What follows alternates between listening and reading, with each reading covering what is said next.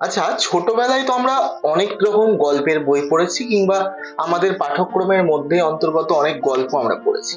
আচ্ছা, একটা গল্প আমরা পড়েছিলাম যেটি হচ্ছে খরগোশ আর কচ্ছপের গল্প। আপনাদের অনেকেরই মনে আছে হয়তো। সেই গল্পটা আপনারা তো বইয়ের পাতায় পড়েছেন। সেই গল্পটা একবার যদি নিজের চোখে দেখা যেত, অনেকেই হয়তো দেখেছেন, যারা দেখেননি তাদের জন্য আজকে একটা খুবই ইন্টারেস্টিং ভিডিও আপনাদের সামনে প্রেজেন্ট করব। সেই ভিডিওতে আপনারা দেখতে পাচ্ছেন যে একটি খরগোশ আর একটি কচ্ছপের একটা সেই গল্পের মতো করে, সেই গল্পে আমরা যেমনটা পড়েছিলাম, একটা রেস বা প্রতিযোগিতা তাদের মধ্যে, কে আগে যেতে পারবে, তার লক্ষ্যে পৌঁছাতে পারবে, সেই নিয়ে একটা প্রতিযোগিতা।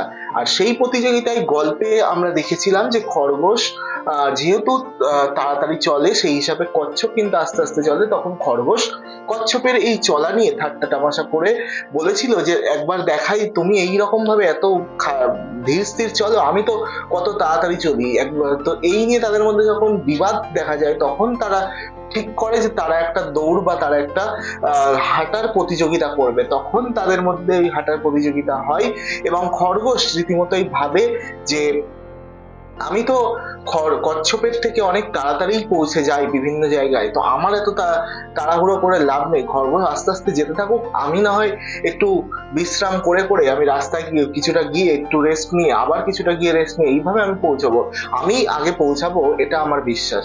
তো শেষ মুহূর্তে সেই গল্পে আমরা দেখেছিলাম যে কচ্ছপ কিন্তু আস্তে চললেও, ধীরে চললেও, কচ্ছপ কিন্তু তার লক্ষ্যে, তার সে শেষ গন্তব্যে কিন্তু পৌঁছে গেছে। আর খরগোশ সে অতিরিক্ত বুদ্ধিমত্তার কারণে, সে যেহেতু ভেবেছিল যে আমি জোরে হাঁটি, আমি তো তার আগেই পৌঁছাবো, সেই ভেবে সে যখন বিশ্রাম নিয়ে নিয়ে পৌঁছাচ্ছিল, তো সেই হিসাবে সে কিন্তু কচ্ছপের পিছনে পড়ে যায় এবং কচ্ছপই কিন্তু জিতে জিতে যায় সেই প্রতিযোগিতা।